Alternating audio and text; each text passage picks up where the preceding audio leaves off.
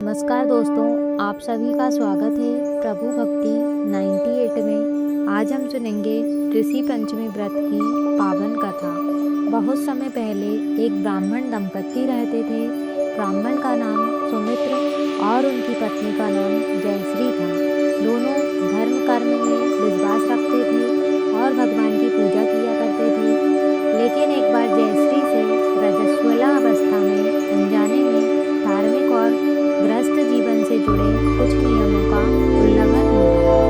उस समय उन्हें अपनी भूल का ज्ञान नहीं था। समय बीतता गया और दोनों की मृत्यु हो गई। लोकमान्यता के अनुसार अपने कर्मों के प्रभाव के कारण अगले जन्म में जयश्री को कुटिया और सुमित्र को बेल का जन्म प्राप्त हुआ। संयोग से दोनों अपने ही पुत्र के घर में रहने लगे। पुत्र को इस बात का ज्ञान नहीं था कि उसके घर रहने वाले ये दोनों जीव उसके माता पिता के पुनर्जन्म हैं। एक दिन घर में श्राद्ध का आयोजन था। भोजन तैयार किया जा रहा था। तभी एक घटना के कारण कुटिया को लगा कि भोजन अशुद्ध हो गया है।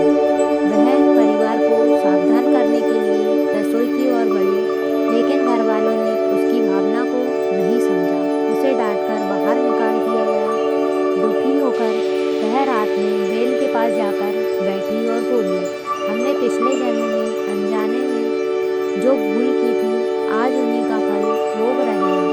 बेल ने भी दुखी होकर कहा, कर्मों का फल मनुष्य को कभी न कभी प्राप्त होता ही है। संयोग से उनका पुत्र यह बातचीत सुन रहा था। वह आश्चर्यचकित और दुखी हो गया। अगले दिन वह ज्ञानी ऋषि के पास गया और उसने पूरी घटना सुनाकर पूछा, हे गुरुदेव, यदि ये मेरे माता पिता हैं तो मैं इन्हें इस कष्ट से कैसे मुक्त कर सकता हूँ।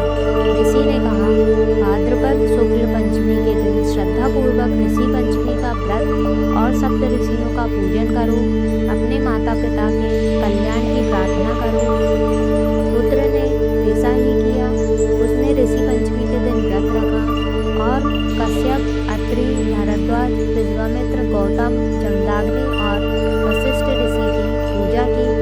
उसने प्रार्थना की, हे सप्त ऋषियों, मेरे माता पिता से जाने अनजाने में जो भी भूल हुई हो उन्हें क्षमा करें और उनके कष्टों का अंत करें।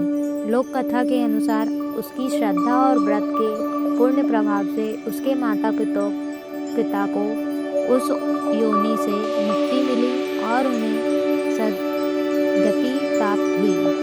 कथा की सीख।